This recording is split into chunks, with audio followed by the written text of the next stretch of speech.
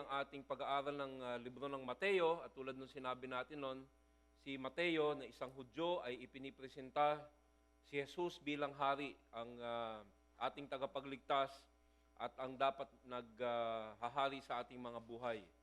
Nakita natin sa pasimula kung paano ang Biblia ay talagang buong-buo from the prophecies, yung mga pinresenta ng mga propeta, 700 years. Alam mo, napansin ko doon sa mga prophecy na patungkol doon sa birth at saka life ni Jesus Christ. More or less, mga 700 years ago. Di ba? Sila Daniel, sila Isaiah, sila Hosea. So mga 700 years ago, halos sabay-sabay yung mga prophecy at ngayon ay natutupad ang mga propesiyang iyan. At beyond that, ang nakita natin na si Jesus nga ay hari dahil doon sa tinatawag na genealogy. Natuntun yung kanununuan ni Jesus na kung saan bumabalik sa lahi ni Abraham, ni King David, yung genealogy niya. At lahat yan ay ibinibigay sa mga Hudyo at para sa atin bilang patunay. Kumbaga sa may selyo. Di ba yung mga peking video, meron tinatawag na hologram. Alam niyo yun, yung may nilalagay sila na parang sigurado hindi ka fake. Alam mo yun? Hindi kayo bumibili ng pirated CD, So, yung mga prophecy, pinapakita na si Jesus hindi peke. Kasi pag hindi ka napalinya sa linya ni Abraham at saka ni King David, you are not the Christ. At yung mga tao na sa history, yung mga matatalino na dinidisprove nila yung pagka-Diyos ni Jesus Christ, they tried to prove na may error, pero wala. Nakita din natin kung paanong gumawa ang Panginoon ng paraan upang yung isinumpang lahi ni Jeconiah ay natalunan at dumaan kay Mary, yung linya ng dugo ni Jesus at yung linya ng pagkahari. So nakita mo talaga ang Panginoon, inaayos niya lahat. Nakita din natin sa chapter 2 kung papaano ang pagiging hari ni Jesus noon at magpakawalang hanggan ay inaffirm ng mga magi, yung kingmakers. Natatandaan niyo yun? Nakita din natin na si Jesus nga ay hari o pinakita sa atin ng Mateo nung ating pinag-aralan, yung mga kumakalaban sa tunay na hari, si Satanas has always been trying to destroy the Messiah. Sabi nga nila, ito daw si Hitler ay pinatay yung 6 o 7 milyong mga Hudyo kasi kasangkapan siya ni Satanas.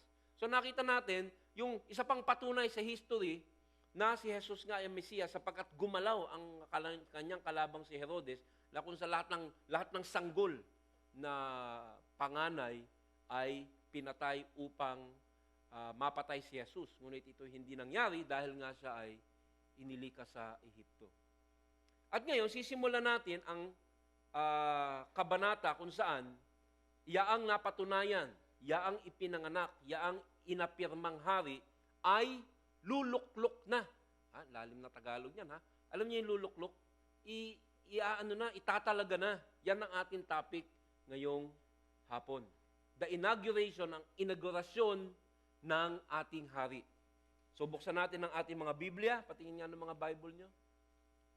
Ayan, lahat may Bible. Puro generics pharmacy ang Bible nyo. Okay. Ang inaugurasyon ng hari. Tumayo po tayong lahat at basahin natin ang banal na kasulatan kung saan si Jesus ay nakumpirma bilang hari nga ng sanlibutan. Matthew 3:13-17. Dumating si Jesus sa ilog Jordan mula sa Galilea upang magpabautismo kay Juan. Ngunit tumutol si Juan at patuloy na sinabi, "Ako po ang dapat magpabautismo sa inyo. Bakit kayo nagpapabautismo sa akin?" Subalit sumagot si Jesus, "Hayaan mong ito ang mangyari ngayon sapagkat ito ang nararapat nating gawin upang matupad ang kalooban ng Diyos." Kaya't pumayag din si Juan. Nang siya'y mabautismuhan, umahon si Jesus sa tubig, biglang nabuksan ang langit at nakita ni Jesus ang Espiritu ng Diyos na bumababang parang isang kalapati at dumapo sa kanya.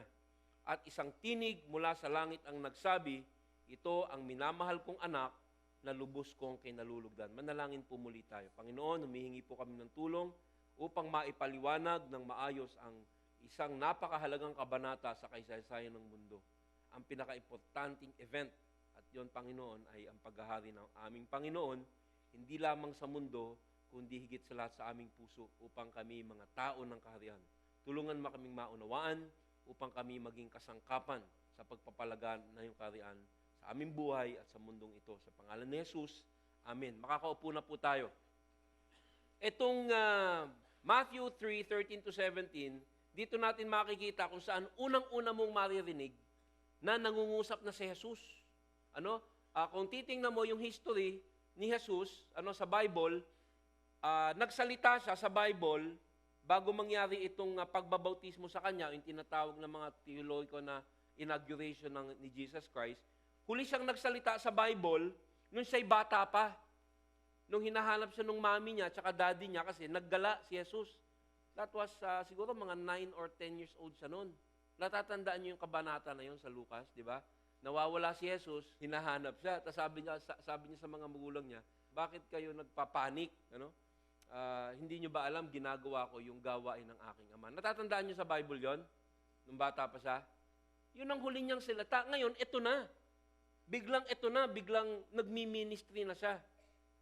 Ang sabi nila, he's about 30 years old, pero hindi yun makukumpirma. Pero he's about 30 years old. At sa buhay ng mga Hudyo, yung between 25 to 30 years old, doon nagsisimula ng pagmiministro yung mga pari o yung mga pastor nila. At ito na nga, si Jesus. Yung Diyos na nagkatawan tao for 30 years, na andito siya, bata, siguro malikot, tumatakbo, na-experience na lahat ng pagkatao, at tahimik. Ngayon ay bigla siyang lumabas. Siya ay babautismuhan ni Juan, na sinabi natin, si Juan ang tinaguriang greatest na tao. Dahil siya ang nakakita ng anunsyo o pag-aanunsyo sa Mesayas o Hari. Inaugurasyon. Ano ba ibig sabihin ng inaugurasyon? Ano sa English yun? Inauguration. Yan. Sa Tagalog, inaugurasyon. May Tagalog pa bang iba yun, Brother Ronnie? Kakahiya tayo, Tagalog ministry tayo. Yung inauguration, ginawa nating inaugurasyon. Ha? Yun na yun. So, yung mga magagaling sa inyo, sabihin nyo sa akin mamaya. Pero yung inauguration, yun yung pag-aanunsyo ng bagong pinuno. Pag nag-inaugurasyon, for example, ng presidente, di ba, sana itong presidente ito makakapagbigay na ng kaligtasan mula sa kahirapan. Di ba? Yan ang gusto. Kaya pag nagkaroon ng inaugurasyon, talagang napakaraming mga pagdiriwang. In fact, papakita ko sa inyo yung isang inaugurasyon sa isang lugar na napuntahan ko. Pakita mo. Yan. Ito yung inaugurasyon ni Obama. Barack Obama. Yan. Sa Tagalog, si Barack. Yan. Yan. Nakikita niyo ba ako? Ayun ako, yung nakaitim. Sa bandang kaliwa. So, kita mo talaga yung buong Washington. Kasi ang pag-asa nila, si Barack Obama ay magdadala ng kalutasan sa lahat ng kanilang problema. Yan ang inaugurasyon. Napakarami expectation. At itong binasa natin, yan ang inaugurasyon ng hari ng mga hari. Pero saan ginawa yung inaugurasyon ni Jesus? Sa palasyo ba? Sa mga magagarabang lugar? At ang mga bisita niya ba ay matatawag mo mga pinuno ng mga bansa? Hindi. Makikita mo, nandun siya kay Juan the Baptist na isang parang homeless. Pero ang pag-iisip ng tao, hindi sa pag-iisip ng Diyos. Ito pa yung inaugurasyon ni Barack Obama. Nakikita niyo ako, hindi naman ako sa bandang kanan. Ako po yung nakapulang jacket. Ayun, Hindi niyo nakikita, Okay, next. Ayan, Makikita mo, pag inaugurasyon ng mga hari, ng mga presidente, yung entrada ng kanilang pamumuno, laging may military, military escort.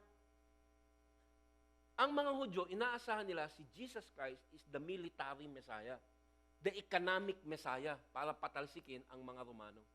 Pero hindi ho. At ito, pinag-uusapan natin to unang-una kasi nasa Bible, pinapaliwanag ko sa inyo. Pangalawa kasi, ikaw ay parte ng kanyang kaharian. Kaya dapat, alam mo, yung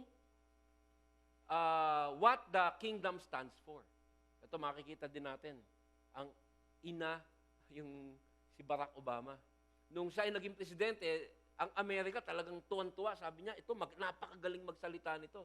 Si Obama ngayon, nabasa ko, has one of the lowest ratings. Ano siya yung 4 years ago, para siyang mesaya, no? Ngayon, mesayad. Sabi nila, winasak ang economy. Ano? Pinamimigay niya yung pera sa mga bagay na hindi naman dapat gawin. Pero yun yung human recognition. Yung inaugurasyon o yung bautismo, pag-aanunsyo ni Juan Bautismo at saka ng kalangitan kay Jesus, hindi ganun.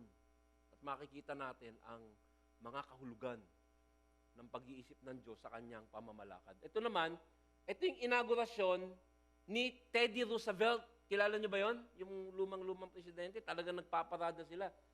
Ito, kilala niyo ba to? Ito ang inaugurasyon ni Hitler. Ganon din si Hitler, nung siya'y napatayo sa luklukan, sabi nila, ito na ang pag-asa ng Germany. Kasi nawasak yung Germany noong World War I. At sila ay naniwala kay Hitler. At ang resulta, sobrang disgrasya nung Messiah nila, na Messiah talaga yan si Hitler. No? At pag inaugurasyon, ito, nakikita, ito, susunod. Ayan, ano? Sa mga inaugurasyon, makikita mo, tulad ng binasa natin sa Matthew 3, yung kalapati, simbolo rin ng pag-asa, ano? So parang may mga comparison. Ano? Next. Ito, inaugurasyon sa Luneta. Ha? Ito, makikita to ni Brother George. Nandyan siguro siya. Kasi yan, inaugurasyon ni Mayor Atienza, yung kalululuhan ni Mayor. 1949. Nasaan si George? So, ganun din, mga military. Next. At ito naman, yan, si Noynoy Aquino. Kita mo, ang dami nakapila dyan. Okay? Kapag inaugurasyon ng mga presidente, ang langit, hindi bumubukas. Pero, next, may mga...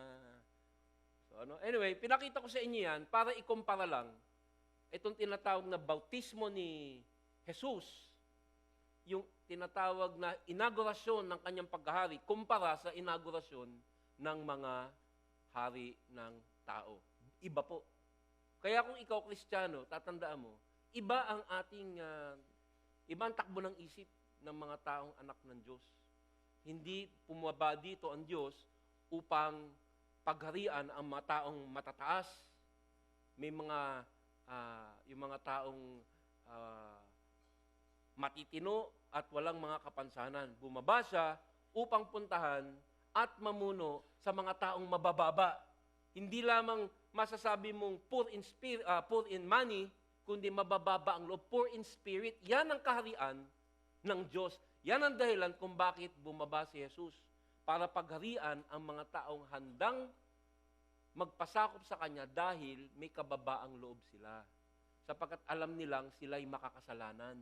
At kailangan nila hindi ng hari ng kaperahan, kundi hari na magsasagip sa kanila at magbabago ng kanilang mga buhay. Ang lugar ng pinagdausan ng inaugurasyon ng ating hari, King of Kings, Lord of Lords, ay hindi sa Washington, kundi sa batis ng pagsisisi. Doon sa pagbabautismo ni Juan sa Jordan. Sapagkat yon ang sentro ng pagsisisi ng mga Israelita. Hindi matataas na tao. Yung mga umattend na matataas na tao, tatandaan nyo mga Pharisee, pumunta sa baptism. Anong sabi ni John the Baptist? Nung umattend sa baptism niya yung mga Pharisee, anong sabi niya? Welcome? Sinabi niya ba welcome? Sabi niya mga ulupong. Kasi hindi sila talaga nagpapakumbaba. So makikita mo yung contrast ng hari mo. Di ba? Ang mahal na hari mo, ibang tao ang hinahanap. Kaya kung ikaw naandito, bakit ka Christian? Tatanong ko. Kasi hindi mo alam pinagdaanan ko, Brother EJ. Baka hindi ka makapaniwala na Christian ako ngayon. Hindi. Lalo ako naniniwala. Because Jesus Christ came to save exactly like you and me. Hindi po ba? Yung mga mabababa. Sabi sa unang Korinto 1:26 hanggang 28, mga kapatid, alalahanin ninyo ang inyong katayuan noong kayo'y tawagin ng Diyos. Iilan lamang sa inyo ang matatawag na marunong, makapangyarihan at maharlika sa paningin ng tao. Subalit pinili ng Diyos ang mga naturingang hangal sa sanlibutan upang hiyain ang marurunong at pinili niya ang mga naturingang mahihina upang hiyain ang malalakas. Pinili niya ang mga pangkaraniwang tao, mga hampas lupa, at mga mahihina sa sanlibutang ito upang ipawalang saysay ang mga kinikilala ng sanlibutan. That is the kingdom of Christ. Yan ang kaharian ng Panginoong Hesus. Baliktad, Kumbaga sabi nga nung kaibigan ko, counterintuitive o kabaliktaran sa inaasahan mo. Bakit natin pinag-aaralan to? Unang-una nasa Bible, kaya ipinapaliwanag natin bawat talata. Pangalawa, ang kalakasan mo, lalagi ko sinasabi, ay manggagaling, kalakasan mo bilang Kristiyano, ay manggagaling. Pag kilala mo si Lord, yung galaw niya, yung karakter niya sa pamamagitan ng sinasaad sa Biblia. Kaya, tinitingnan natin, bakit ba ginawa ng Diyos yung mga ginawa niya? At pag nakilala mo siya, if you know your God, mas maayos mo siyang masusunod. Tama po ba? So ito makikita mo, yung character ni Lord. Pumupunta siya sa mahihirap, sa mga mabababa. Hindi niya, itinatatwa niya yung tinatawag na talino ng tao. Not many wise, not many noble. Obserbahan pa natin ang verse 13. So makikita natin sa mga talatang ito, ang tiyaga ng Diyos. Ang tiyaga ng Diyos. So sabi sa verse 13, dumating si Jesus sa ilog ng Jordan mula sa Galilea upang magpabautismo kay Juan. Isipin mo itong pinag-uusapan natin. Minsan kasi Bible binabasa natin, hindi mo naaarok yung talagang sinasabi niya. Ito ang Diyos bumaba. Yan ang sinasabi ng Bible. At nung naandito na siya, para lang siyang pangkaraniwang tao. Siya ay lumaki na nasa isang bahay ng isang karpentero lamang at ngayon nagmi-ministry na siya. Anong sinabi? Dumating si Jesus sa Ilog Jordan. Mula saan? Sa Galilea. Alam mo kung gaano kalayo yung nilakad ni Jesus para magpabautismo lang siya? That's over 60 miles. Parang mula dito hanggang sa Cavite. Mahigit pa. Nilakad niya para magpabaptize siya. Marami sa atin dito. Oh, Christian ka na ba? Yes. You love the Lord? Yes. Gusto mo magpabaptize? No. Bakit? Malamig yung tubig dyan. Si Jesus, Diyos na siya, pero yung ordinansya ng bautismo, sinusunod niya. So yan ang unang example na makikita natin dito sa binabasa natin. Pinag-aaralan natin si Jesus Christ na ating hari, kasi kaya siya bumaba ay para sagipin ka. Pangalawa, para maging ehemplo mo at maging ehemplo ko. Siya mismo nagpabaptize. At yung baptism, natatandaan mo, kaya ka binabautismohan kasi ito ay baptism of repentance para sa mga makakasalanan. Makasalanan ba si Jesus? Hindi. Pero ginawa niya yung ordinansyang yun. Kaya kung ikaw ay isang Kristiyano, karamihan sa inyo, Christian, pero minsan parang hindi maabala sa mga ordinansya, ang mga activities ng Christian. Tingnan mo yung example ni Jesus. Dumating si Jesus mula sa Galilea, nilakad niya. Napunta na ho ako dun sa disyerto na yun. Yung sa mula Galilea hanggang sa Jordan. Pero hindi ako naglakad. Naka-aircon bus ako. Pero grabe ho yung disyerto na yun. Talagang makikita mo yung singaw ng lupa. Nilakad ni Jesus yun. Gayahin natin yung example na yan sapagkat si Jesus, ginawa niya yan. Kasi yan, pagbabaptize niya na yan, yung inaugurasyon niya na yan, nakaukit yan sa prophecy. Ikaw nandito ka sa CCF. Katulad kanina, iniimbita tayo ni Obet. Mag-D-group ka. Ay, wag na lang, gagabihin. Parang gusto mo na pero ayaw mo, di ba? Tingnan mo yung example ni Jesus. Pag binulungan siya ng ama niya, at ikaw pag binulungan ka ng Holy Spirit, mag-D-group ka, magiging maganda sa yan. Manonood pa ako ng Marimar Mamimiss ko yung episode. Flor de Luna. Hindi ka natatawan. Buhay ka na noong 1975, Hindi mo maabala, but Jesus Christ obeyed and followed. So, anti-aga ng Diyos. Yan ang ating ehemplo. Pangalawa, mapapansin din natin sa verse 14, ang pagpapakumbaba naman ni Juan. Tandaan mo, ang pinag-uusapan natin dito, Jesus Christ and John the Baptist. God in human form and the greatest prophet. Pero kita mo yung kanilang example. Ang pagpapakumbaba ni Juan dun sa susunod na verse. Ngunit, tumutol si Juan at patuloy na sinabi, ako po ang dapat magpabautismo sa inyo. Bakit kayo nagpapabautismo sa akin? Napansin mo ba, nung ating huling mga pag-aaral, nung lumapit sa kanya yung mga Pariseo ng mga hipokrito, kami i-baptize mo sapagkat kami mga banal. Ni-reject niya, di ba? Sino nagsabi sa inyo dapat kayo magpabaptize? Kasi kita niya yung puso eh. So, hindi ko kayo ibabaptize. Dito naman, nagpapabaptize sa kanya si Jesus, ayaw niya namang magbaptize sapagkat hindi siya karapat-dapat. So, nakikita mo yung wisdom ni John the Baptist. At ito, ehemplo na naman sa atin. Siguro kung yung mga Pariseo, yung mga matataas na tao, yung mga religious leaders, ang nilapitan ni Jesus para magpabautismo, hindi ganyan ang reaksyon nila. Hindi nila sasabihin katulad ni Juan na ako'y hindi karapat-dapat. Ang sasabihin siguro ng mga Pariseo, at ngayon may mga taong Pariseo ngayon eh. Sila yung mga banal, sila yung mga holy. Mga naho-holy. Sabi siguro ng Pariseo, mabuti na lang, Panginoong Jesus, at sa akin ka magpabaptize. Ako'y banal, ako'y perfecto. Nakita natin na si John the Baptist, nakikita mo yung kababaan ng loob niya. At tatanungin mo siguro, sabi mo, Pastor EJ, si John the Baptist ay nataguri ang the greatest prophet born of a woman. At ito ang karakter na gusto kong makita mo kay John the Baptist dito sa encounter niya, sa unang encounter niya sa Messiah. Habang nagmamature ka bilang mananampalataya, yung perception mo ng iyong kabutihan bumababa. Madalas kong sabihin sa inyo yan at di ako magsasawang sabihin. Ang unang ebidensya na nagmamature ka, yung humility mo at pagpapakumbaba mo ay lumalaganap. Dati, nung hindi ka pa Christian, ang tingin mo sa sarili, sa kabutihan mo, mataas. Okay ako, hindi katulad nung aking kapitbahay, yung masama yun. Ako, okay lang ako. At ang tingin mo sa kasalanan mo, not too bad. Hindi masyadong masama. Habang nagmamature ka, yung tingin mo sa kasalanan mo, tumataas. Yung tingin mo sa kabutihan mo, bumababa. Andiyan ka ba? Tanungin mo yung sarili mo. Sabi mo sa sarili mo, sarili? Ngayon, katabi mo na lang, baka mapagkamalan kami ito. Sabi mo sa katabi mo, anong tingin mo sa sarili mo ngayon? Pag sinabi sa yung, abay, banal. Siya yun. Pero kung ang tingin mo sa sarili mo ngayon, parang alam mo, nakakahiya nga kay Lord. Kasi ang dami ko nang narinig, pero kulang-kulang pa rin ako. Yan ang karakter na ipinamalas ni John the Baptist dito. Sabi niya, hindi ako karapat-dapat. Napakasensitibo ni John the Baptist. Tumanggi siya.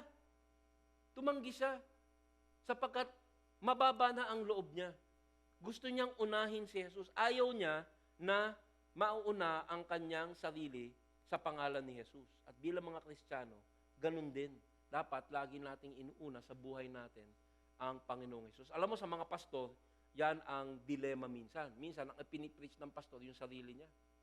Ako po'y lubos na banal. Ako po'y napakagaling. At ang dami ko na pong na-convert. At minsan, may mga pastor na nagpipreach ng gustong marinig ng mga tao para siya maging sikat na pastor. Pero mapapansin mo, nasa Matthew tayo, ang mga pinipreach ng Bible ay hindi popular. Pagsisisi, pagkilala sa kasalanan, hindi popular yan. Hindi ka sisikat dyan. Ngayon, kung magpapastor ka, mag-preach ka, makinig ka sa akin, yayaman ka. Baliktarin mo yung payong. Amen?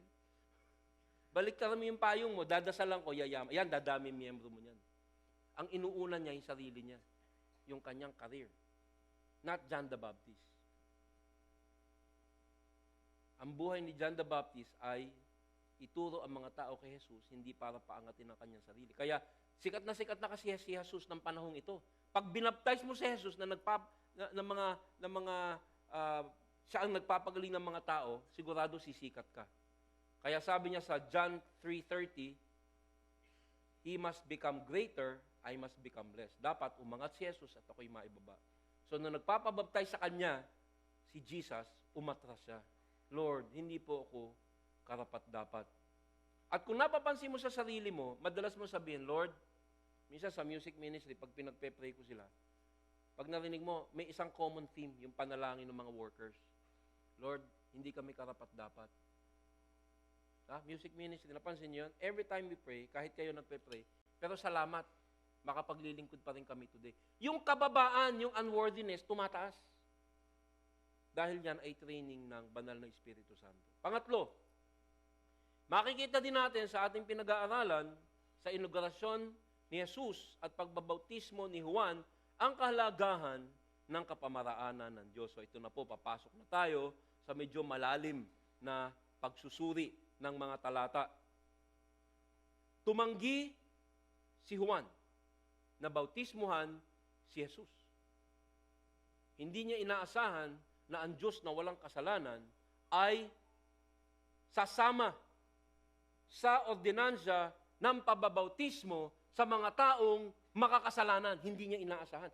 Para yung si President Aquino pumasok dito at sasabihin, oh, Mr. President, dito po kayo sa harap. At sasabihin ni Noynoy, hindi, EJ, hindi ako nagpunta dito sa CCF para bilang panauhing pandangal na andito ako upang linisin ang inyong CR at maging usher. Anong iisipin mo? Teka muna, wag, teka muna. Mr. President, wag. Yun ang nangyayari dito eh. Pero ang sabi ni Jesus, teka, wag mong pigilan. Sakat ang pamamaraan ng tao ay hindi pamamaraan ng Diyos. At I hope may makuha kayo dito. God's way is not man's way. Kaya sabi ni Jesus, hayaan mong ito ang mangyari ngayon. Ano ibig sabihin? Na ako na Diyos, na walang kasalanan, ay bautismuhan na parang ng mga makakasalanang tao. Alam mo kung bakit? Jesus is identifying with sinners. Nakikihalubilo siya sa mga makakasalanan na kanyang sasagipin. Yan ang anunsyo ng inaugurasyon ng hari ng mga hari. Nakukuha niyo po ba yung sinasabi ko? Napaka-critical ng ginagawa ni Jesus dito. He is identifying with sinners. Bibigyan ko ng example. Balita ko lang ho dahil hindi pa ako pinapanganak. Ito daw si Presidente Macapagal. Hindi si Arroyo. Si Presidente Macapagal, yun si Dado. Si Diosdado. Muntik na ho kasi ipangalan ang pangalan ko, Diosdado. Buti na lang hindi. Ito daw si Presidente Diosdado Macapagal, pumupunta sa mga mahihirap. Bumababa. Kaya napakaraming nagmamahal diyan sa presidenteng yan. Hindi ko alam kung ano nangyari doon sa iba niyang kamag-anak. Huwag na ho natin pag-usapan yun. Pero sabi ng lola ko, yan daw si Diosdado Macapagal ay ang presidente na bumababa. Kaya ang daming nagmamahal sa kanya. Hindi ko alam kung totoo yun. Pero ito isang mahinang ehemplo ng ginawa ni Jesus. Bumaba siya at itong bautismo na to ng mga makakasalanan, inaanunsyo niya na ang hari ng mga hari, ang kanyang pamamalakad ay pamamalakad sa pamamagitan ng paglapit sa mga makakasalanan. Yan po ang inaugurasyon ng ating Panginoon. Yan ang significance nitong baptism ni Jesus Christ na si Juan the Baptist mismo ay nagulat. Nagulat siya. Kilalanin mo ang Diyos na ang galaw ay hindi pangkaraniwan. Pati nga, ang buong Israel ay nabigla sa pamahalaan na gustong itayo ni Jesus. Alam niyo ba kung ba't ipinako si Jesus? Nung una, sikat na sikat siya, di ba? Hosana, Hosana. Maya-maya, pinapako na siya. Alam niyo kung bakit? Kasi, ang gusto nilang Mesaya na militar, na makakapagpakawala sa kanila sa mga Romano. An economic Messiah, makakapagpakawala sa kanila sa kahirapan. Imbes, ang nakuha nila, a crucified Messiah. Isang Messiah na ipinako sa krus at galit na galit ang mga Hudyo. Akala namin, yung inaasahan naming Messiah ay magliligtas sa amin sa panunupil ng mga Romano, mapang-aping mga kawal at makakapagbigay sa amin ng karangyaan at magandang kabuhayan. Ngunit ano ka? Ikaw ay servant leader. Isa kang aliping pinuno. A crucified Messiah. Yan ang rejection ng Hudyo. Pero ito ang anunsyo ng Diyos sa iyo. Ang hari, ang Diyos nang bumaba sa lupa, ang kanyang mga, ano ba sa Tagalog yung subject? Ang kanyang mga lingkod ay hindi ang mga matataas na tao. kundi ang katulad mo at katulad ko na mga makakasalanan. Yan ang anunsyo ng baptism. Christ was here identifying himself with sinners. Kaya alam mo kung magwo-worship ka kay Lord, di ba kumakanta tayo? Isipin mo ang part ng worship mo, sabi mo, Lord, mabuti na lang. Naging tagapagligtas ka ng makakasalanang katulad ko. At sa pamamagitan ng pagbaba niya o pag-identify niya sa mga makakasalanang ito, dito na nga niya inanunsyo ang simula ng pamumuno ng Mesaya. Sabi sa ikalawang Korinto 5:21, ikalawang Korinto 5:21, hindi nagkasala si Kristo. Ngunit dahil sa atin, si itunuring na makasalanan upang sa pamamagitan niya ay maging matuwid tayo sa harap ng Diyos.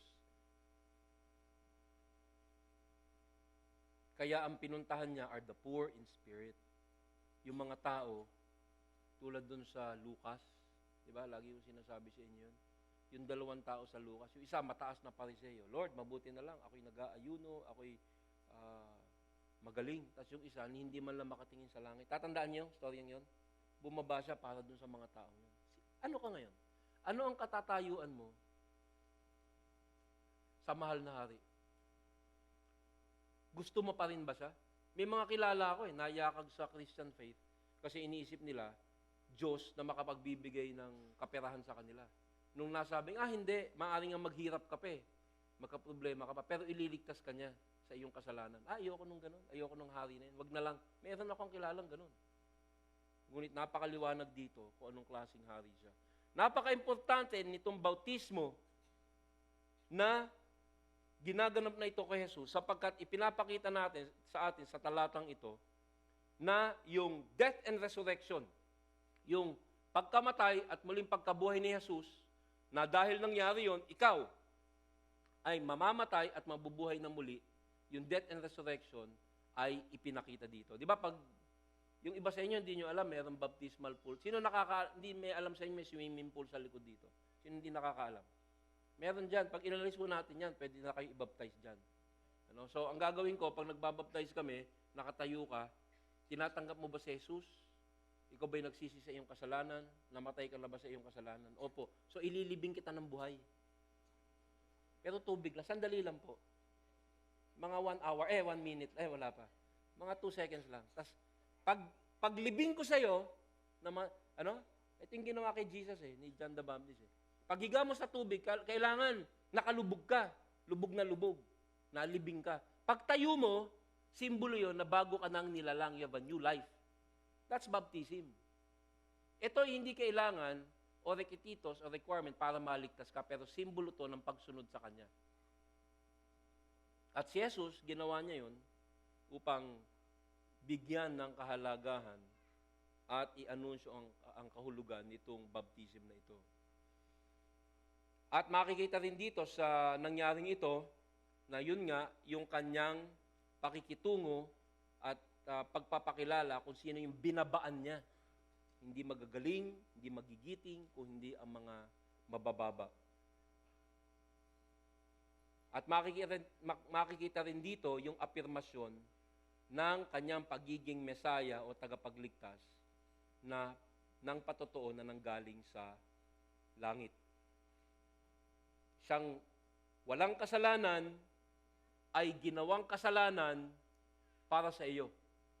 Bakit kamo?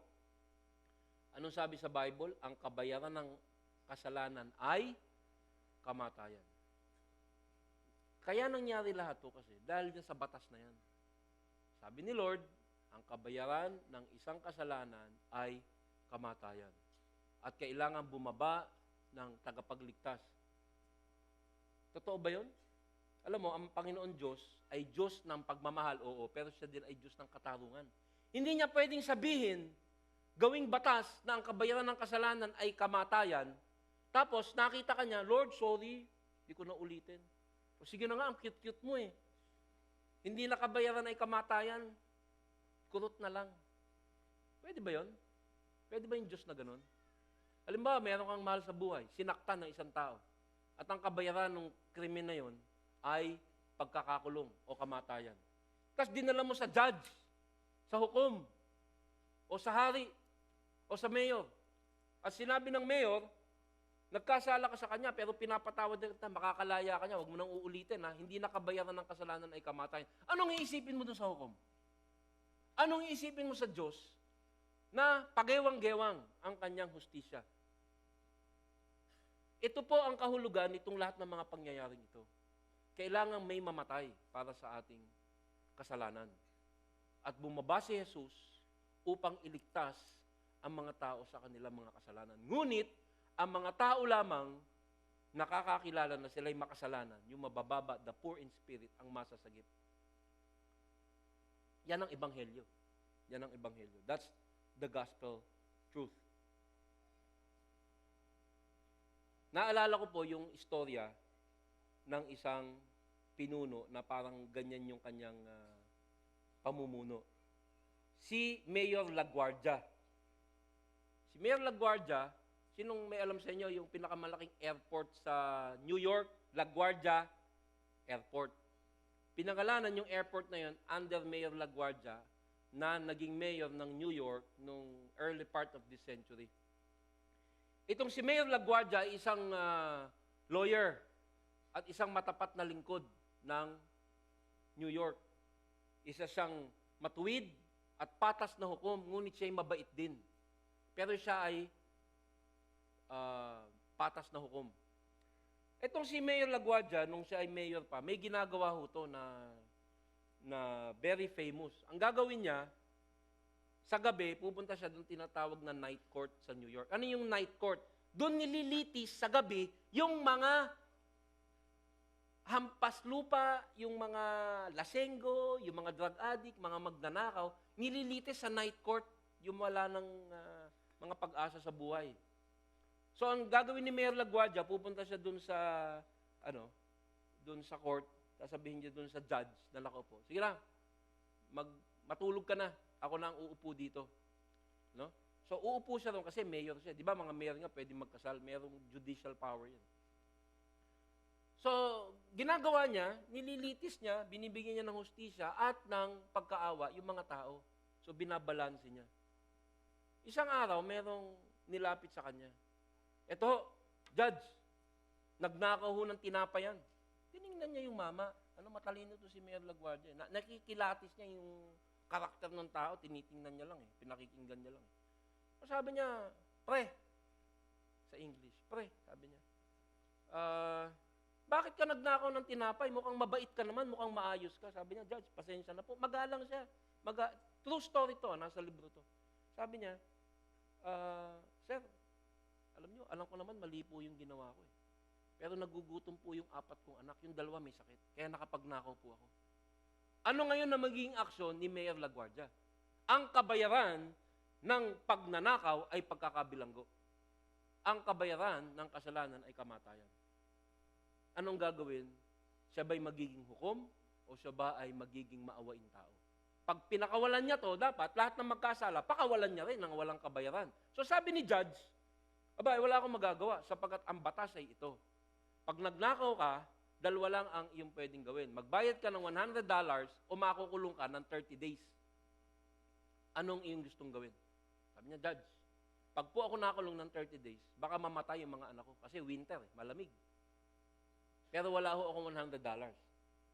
So sabi ni Mayor LaGuardia, kinuha niya yung kanyang palo-palo.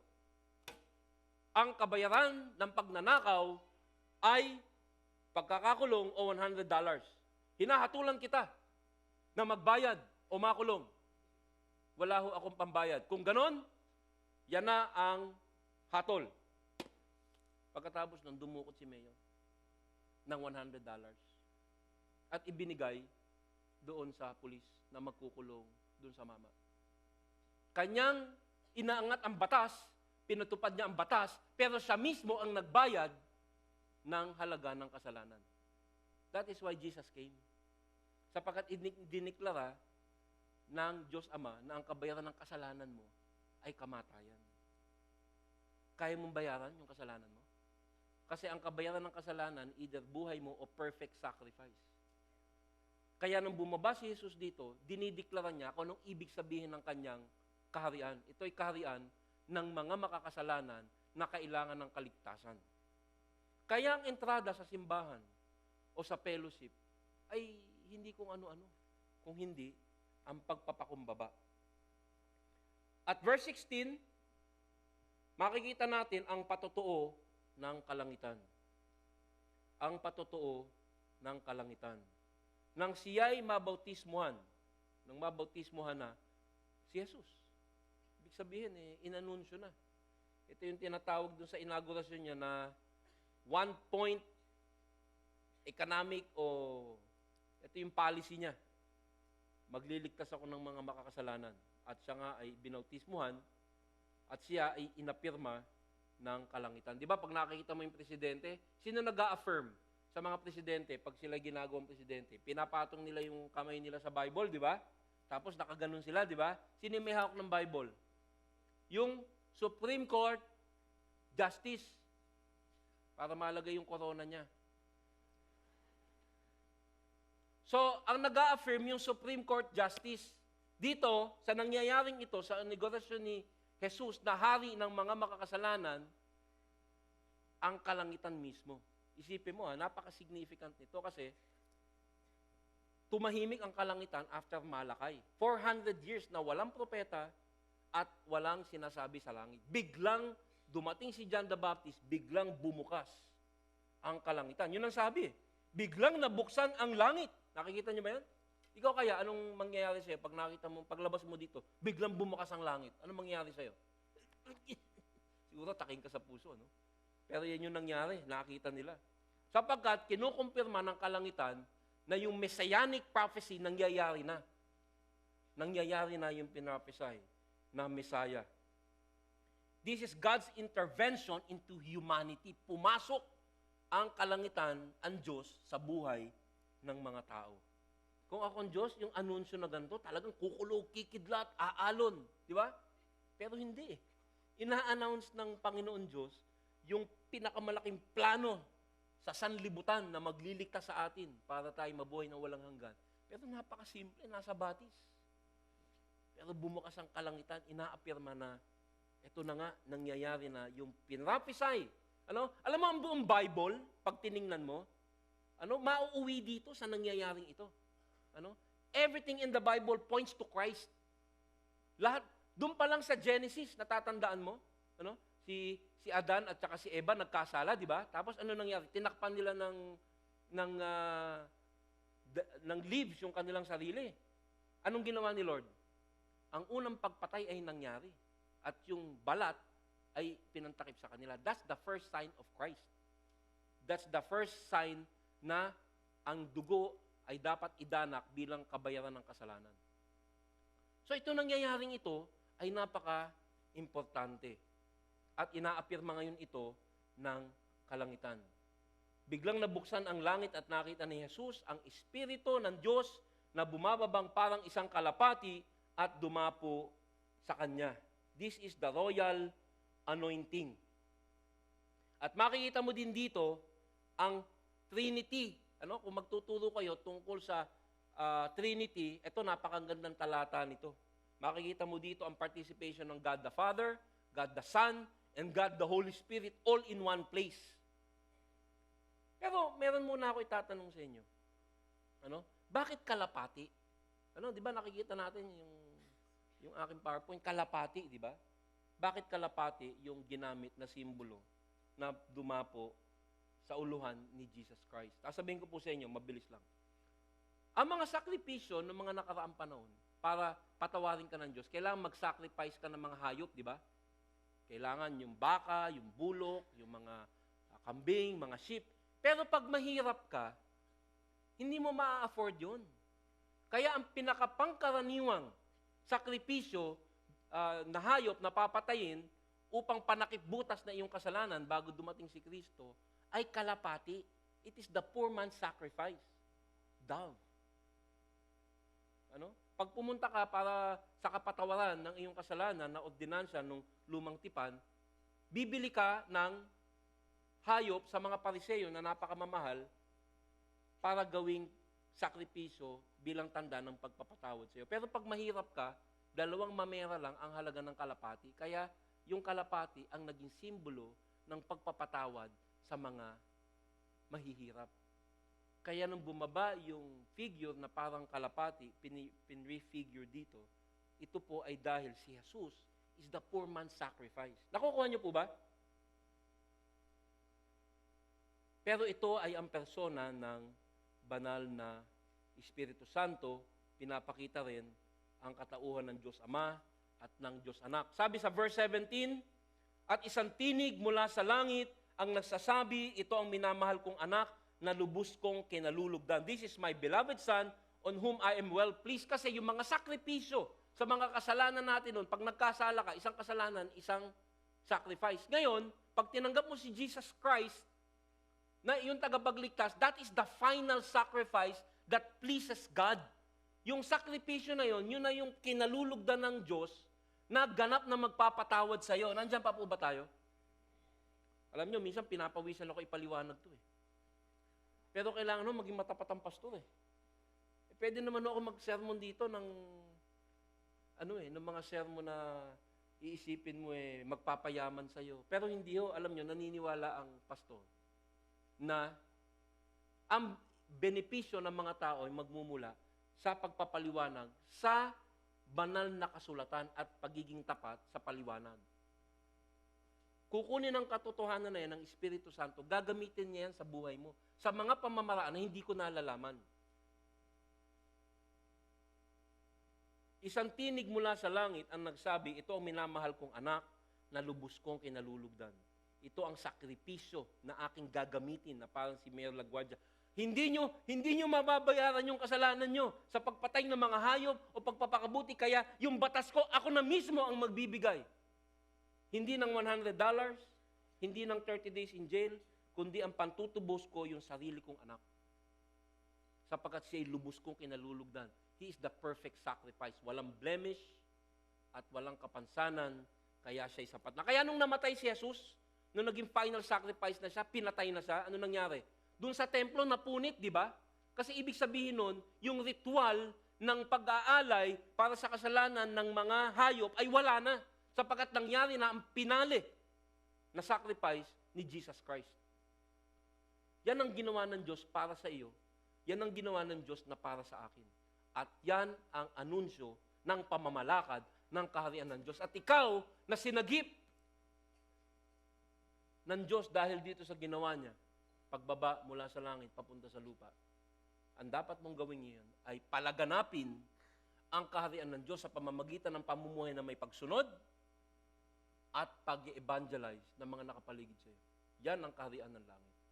Ang sabi nila, ang mga kaharian at ang mga gobyerno na matatayog tulad ng the Roman Empire, the Grecian Empire, at even the United States of America, yung mga pamunuan na yan, yung mga kaharian na yan, tumatagal, historically, 200 to 400 years nawawala na. Di ba ang Roman Empire nawala? It's about 400 years or so. Pero timo yung kaharian ng Diyos. Yung panimula, no? Walang inaugurasyon na malaki, pero kita mo hanggang ngayon, nandyan ka. Di ba part tayo ng kaharian na yon? Na nagsimula dito sa River Jordan. Why? That's the kingdom of God. Kasi yung kingdom of God, sa puso bumabanat, hindi sa labas.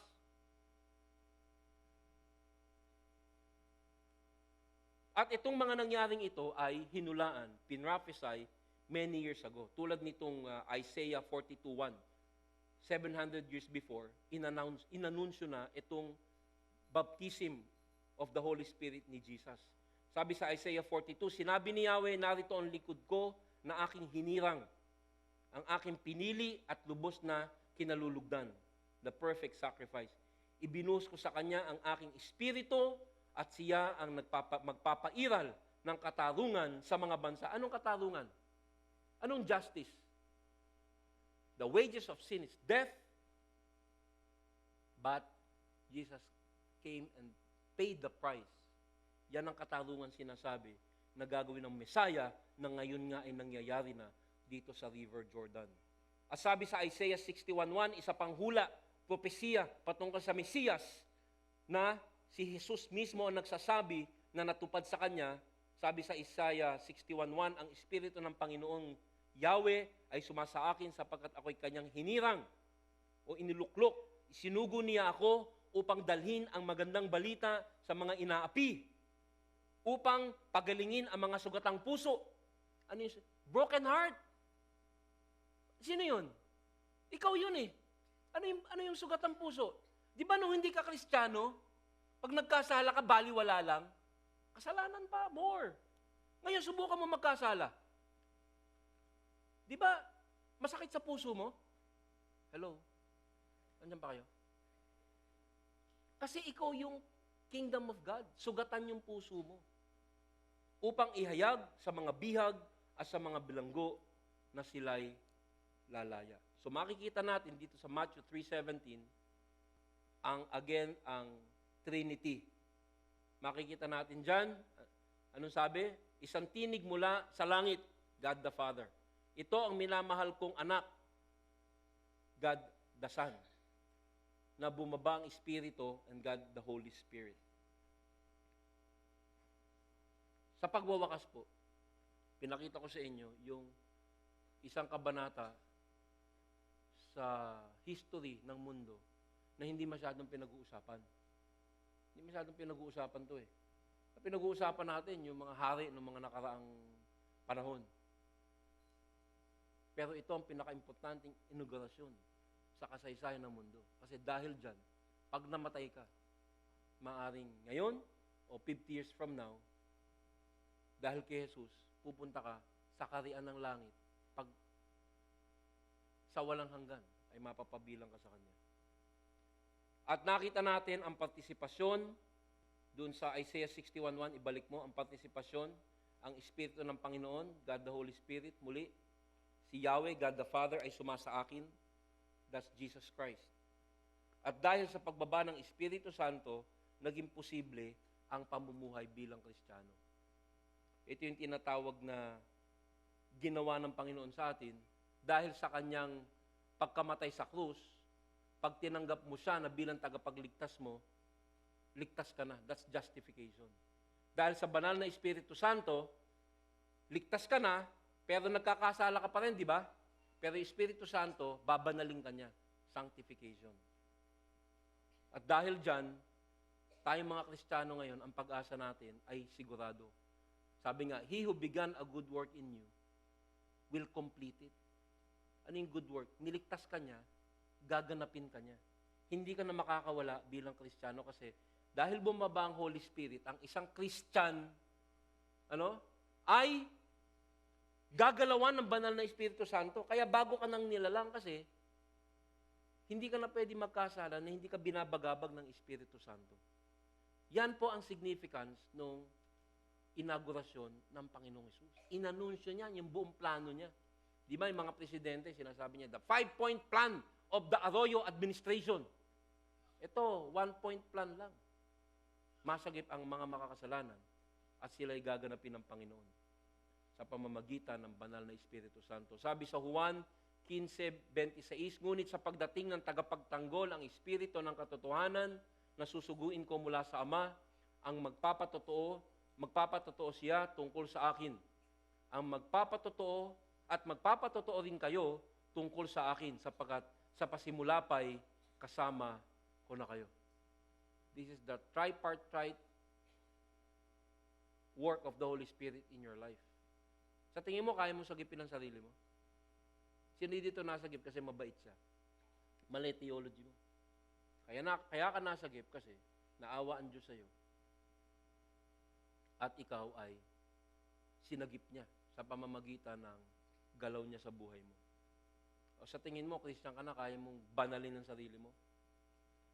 Dahil nasa yung Espiritu Santo, magiging bago mong nature ay sumunod sa Diyos. Hindi mo na kayang lumabag sa Diyos na hindi ka nababagabag. And that's because of the Holy Spirit.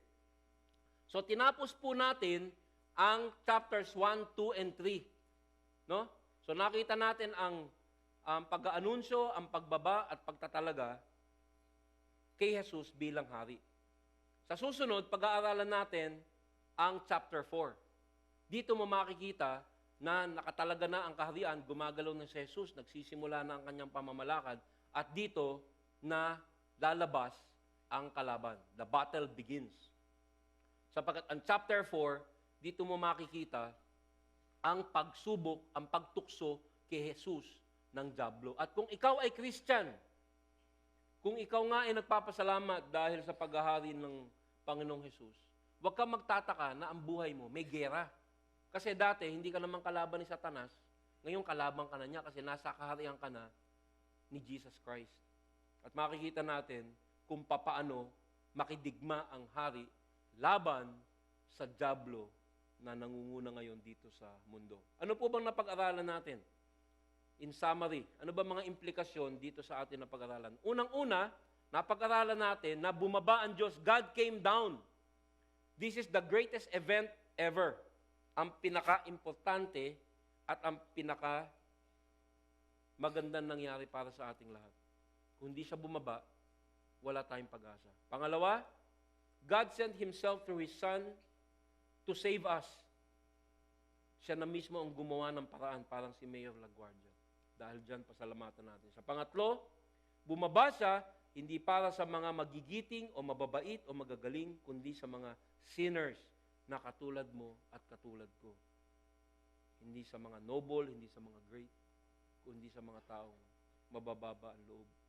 Dahil alam nilang sila'y mga makakasalanan. At si lahat, huli sa lahat, pinadala ang Espiritu Santo para tayo ay i-comfort o bigyan ng katahimikan, i-convict. Ano? Hindi ka makakasala na hindi ka i-convict ng Holy Spirit. At para tayo ay bigyan ng assistance upang tayo ay maganap. Papasalamat ako sa pakikinig nyo. Medyo mahirap tong passage. Pero nakita natin ang tunay na kahulugan ng kaharian ni Jesus. At siguro makaka-appreciate lang po ng mga passage na ganito ay mga katulad nating mga Christian. No? Kasi nakikita mo, alam mo kung saan tayo pinulot. Kaya magwawakas po ako, babasahin ko ang isa sa mga paborito kong talata sa buong Biblia na nagdadala sa akin na totoong magpasalamat sa ginawa ng Panginoon at Haring Jesus na bumaba dito upang isakripisyo ang kanyang sarili upang tayo mapabilang sa kanyang kaharian. Ito po ay ang unang Timoteo 1:14 hanggang 16. Pakinggan niyong mabuti at tayo mananalangin na at tayo uuwi na para makapag-dinner na kayo. Unang Timoteo 1:14-16. Totoo ang pahayag na ito at dapat paniwalaan ng lahat. Si Kristo Jesus ay dumating sa sanlibutan upang iligtas ang mga makasalanan. At ako ang pinakamasama sa lahat ng mga makasalanan. Yan po ang puso ng mga nasa kaharian. Ako ang pinakamasama. Ngunit akong pinakamasama ay kinahabagan upang ipakita ni Kristo Jesus ang kanyang di masukat na pag-ibig sa akin at upang ito'y maging halimbawa sa mga sasampalataya at bibigyan ng buhay na walang hanggan. Kaya pag sinabi po natin, katulad ni Mateo, na si Jesus ang ating mahal na hari, tunay pong mahal natin siya sapagkat una niya tayong minahal. Yumuko po tayong lahat at tayo mananalangin. Kung ikaw ay hindi pa nakakakilala kay Jesus, alamin mo na siya ay pumunta rito para sa iyo. Kung ikaw ay aamin na ikay makasalanan at kailangan tagapagligtas. He is omniscient. Ibig sabihin, nababasa niya ang isip mo. Manalangin ka sa Kanya ngayon sa ilang segundo. At sabihin mo, Lord, inaamin ko po na ako'y makasalanan. Salamat sa pagbaba mo dito upang aming maging hari. Maging hari naming mabababa at mga makakasalanan. Tinatanggap ko po ang hatol sa akin, ngunit tinatanggap ko rin po ang handog mo sa akin na buhay na walang hanggan. Salamat at pinaltan mo ang aking pwesto doon sa krus. At ngayon hindi ako pupunta sa impyerno kung ako'y magsisisi at babaling sa iyo. Salamat Panginoon sa pagbaba mo dito sa lupa, nagkatawan tao, upang kami masagip. Tulungan mo kami Panginoon na maging kaaya-aya sa iyong paningin. Pag nagkakasala kami, Panginoon, bigyan mo kami ng kahihiyan na ikaw na sumagip sa amin ay bumaba sa putik, nagkatawan tao, upang kami ay sagipin. Sana, Panginoon, kami po ay maglingkod sa inyo, hindi dahil ito'y inyong hinihingi ng may puwersa, kundi dahil sa pagmamahal na aming natamo sa inyo. Help us to obey you. Help us to love you. Help us to meditate on your word day and night. Don't allow us, Lord, to veer away from you. Napakaraming tumatawag ng aming atensyon upang sambahin ang ibang bagay, hariin ang ibang bagay, material, ambisyon. Tulungan mo kami, Panginoon, sa bisa ng Espiritu Santo na gawin kang hari ng aming buhay ngayon at magpakailanman. Sa pangalan ng Haring Jesus, lahat kami nagsasabi ng Amen at Amen. Palakpakan po natin ang ating Panginoon.